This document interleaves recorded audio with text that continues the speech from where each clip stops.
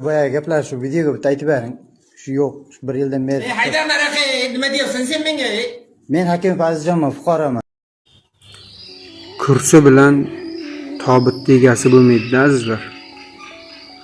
Bugun biz bu kursida o'tirgan bo'lsak, ertaga o'lib qolsak, joyimizga boshqasi kelar. Bizni olib ketgan tobutda yana boshqalarni olib kelar. Ana shuni insonlar bir o'ylaydimikan?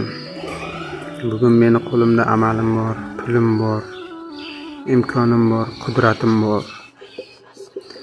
Ertaga Alloh meni shu bir aravakash qilib qo'yishi, yo bir ko'chada bir mardikor qilib qo'yishi mumkin-ku deb ozgina xulosa qilarmikan?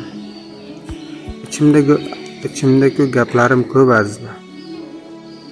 Agar men bular hammasini aytadigan bo'lsam, bu hayotda men yo'q bo'lib qolishim mumkin. Yo, prosta har kim xulosa qilish kerak hayotdan, o'ziga yarasha olish kerak.